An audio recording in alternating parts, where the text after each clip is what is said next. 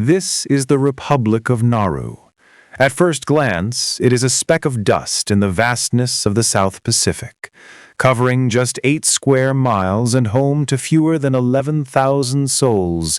It holds the title of the third smallest nation on Earth, trailing only the hallowed halls of the Vatican and the glitz of Monaco. But do not let its size deceive you.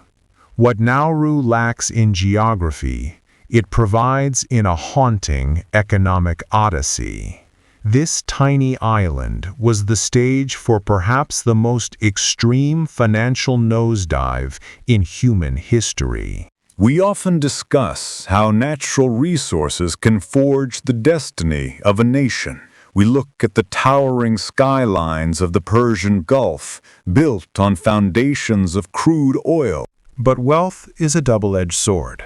When managed poorly, a blessing becomes a burden, leading economists to whisper about the natural resource curse. Nauru is the ultimate case study of this phenomenon. It is a story of rags to riches, and then a descent into something far bleaker than where it began. It is a rare, transparent laboratory where we can observe the raw mechanics of a boom and bust cycle on a microscopic scale. How did a tiny island become, for a brief moment, the wealthiest nation on the planet? What catastrophic errors led them to squander a fortune? And how did they end up in a position more precarious than their ancestors ever imagined? The world first took notice of Nauru in 1789. A British vessel passing by was so struck by its appearance that they christened it Pleasant Island. It was a tropical Eden, a lush green central plateau, swaying palms and shores framed by pristine white sand. For decades, outsiders assumed the island offered nothing more than coconuts and pigs. But beneath the roots of those palms lay a secret. At the dawn of the 20th century, a British geologist discovered that Nauru wasn't just an island. It was a treasure chest of high-grade phosphate ore. To put it bluntly, Nauru didn't strike oil, it struck bird poop. Centuries of accumulated seabird excrement mixed with marine microorganisms Had formed a massive deposit of phosphate, a substance vital for the fertilizers that fed a rapidly industrializing global population. By the time the value of this white gold was realized, 80% of the island was found to be rich with it. It was a disgusting medium for a miracle, but it was the key to global food security. Mining rights were swiftly claimed by Germany, the colonial master at the time. Soon, the silence of the Pacific was replaced by the roar of industry. Ports and processing plants sprouted on a spit of land barely larger than New York's Central Park. As 80 million metric tons of phosphate began to flow out, the island's fate was sealed. During World War I, Australia seized the island from Germany, viewing it not as a nation, but as an offshore quarry. For decades, the phosphate was sold at mates rates, subsidized prices to farmers in Australia, New Zealand, and Britain. But the cost was not just financial. By the mid-20th century, National Geographic described the island's interior as a ghastly tract of land. The Eden of Pleasant Island was being eaten from the inside out. Then came the darkness of World War II. Japan invaded, turning the island into a site of horror, marked by forced labor and mass drownings. By the war's end, a mere 600 Nauruans remained alive. When the dust settled and the island returned to Australian hands, the exploitation simply resumed. Between 1945 and 1968, mining, reached a fever pitch. When Nauru finally achieved independence in 1968, they were no longer under the boot of a colonial power, but they were trapped by their own geography. Their entire economy was built on a single, depleting pillar: phosphate. 1/3 of their land was already a barren, jagged moonscape. In economics, we talk about the factors of production: land, labor, and capital. For Nauru, these were claustrophobic. They had a tiny population with no skills outside of extraction. They were isolated in the middle of the ocean. Manufacturing was impossible. Agriculture was dying. They decided the only way forward was to milk the cow until it drew blood. They ramped up exports, desperate to claim the wealth that had been stolen from them for decades. The end was already in sight. The phosphate would only last another generation or two.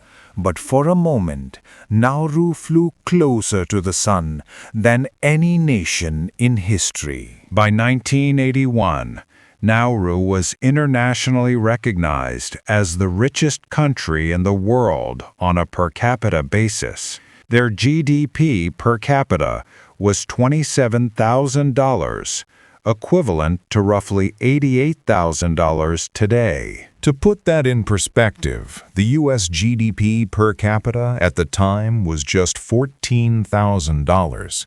The average Nauruan was, statistically, twice as wealthy as the average American. Money flooded the island like a tidal wave.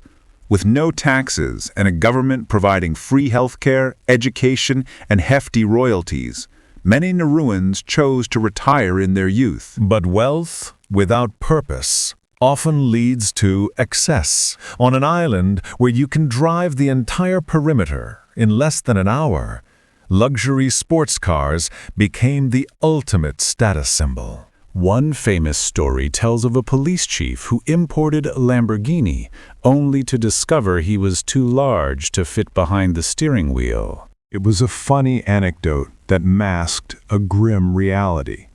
By 1980, Nauru was in the grip of an obesity epidemic. The traditional diet of fish and coconuts had been replaced by imported processed junk food and soda.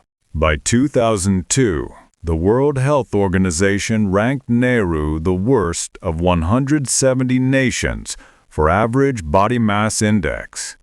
Life expectancy plummeted to just over 60 years. The island's workforce wasn't just unemployed. They were dying from the fruits of their success. The tragedy of Nauru's health was a direct mirror of its land. Decades of mining had stripped the topsoil, making farming impossible. They were forced to import everything, every calorie, every drop of fresh water. It was a classic, hyper-accelerated case of Dutch disease.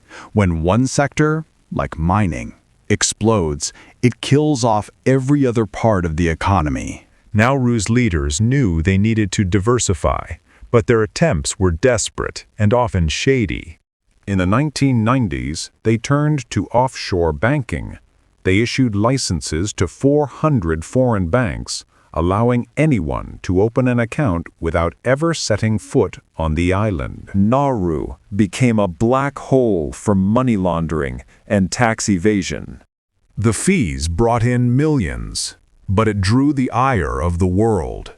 By 2005, under immense pressure from the United States, who labeled Nauru a rogue state under the Patriot Act, the party ended. They also tried the Norwegian approach, setting up a sovereign wealth fund to invest phosphate profits for future generations. It was a brilliant plan on paper, but it was executed with a mix of incompetence and corruption.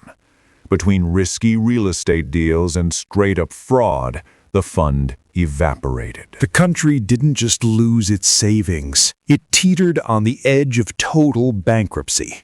The collapse was total. The central bank failed. Their overseas hotels were repossessed. Their national airlines planes were seized on the tarmac. In one of the most surreal chapters of financial history, the Nauruan government invested heavily in a London musical titled Leonardo, A Portrait of Love. It was a fictional love triangle involving Da Vinci and the Mona Lisa. It was a critical and commercial disaster, a final theatrical nail in the coffin of Naura's fortune. By 2001, the phosphate was gone. Foreign investments were dead. The GDP crashed to a paltry $32 million. Unemployment hit a staggering 90%. The richest country on earth had become a graveyard of ambition. The desperation of the 21st century led Nauru to its darkest trade yet. In 2001, the MV Tampa, a Norwegian freighter carrying 400 rescued Afghan refugees, was denied entry into Australian waters. Australia needed a place to put them, and Nauru needed money to survive. Thus, the Pacific Solution was born. Nauru became an offshore detention center for Australia. The island was paid millions to house migrants that Australia didn't want. It was a deal made in desperation, a client state tethered to its larger neighbor. Despite local protests and international condemnation, these detention services, along with foreign aid, became the island's primary life support system. There is a profound sadness in the words of James Angaimia, a local minister who lived through the entire arc of the island's history. He once told a reporter, "I wish we'd never discovered that phosphate. I wish Nauru could look like it was before, when I was a boy. It was so beautiful." Now I see what's happened here, and I want to cry. Now let us place Nauru on the Economics Explained national leaderboard. First, size. With a GDP of $133 million, it is the third smallest economy in the world. It's barely a heartbeat in the global market. It earns a 1 out of 10. Next, GDP per capita. Spread across its small population, the figure sits around $12,000. This is remarkably close to the global average, a shadow of its former glory, but enough for a 5 out of 10. Stability and confidence is where the scars show. A history of squandered wealth, money laundering, and controversial detention centers leaves the world wary. It receives a 3 out of 10. Growth presents a strange paradox. While the 1990s saw a 90% collapse, the last decade has seen an average annualized growth of 7%. This is mathematically impressive, though it is entirely dependent on foreign aid and detention center revenue. Because the numbers are high, it gets a 9 out of 10. Finally, industry. Nauru's primary export today is detention services.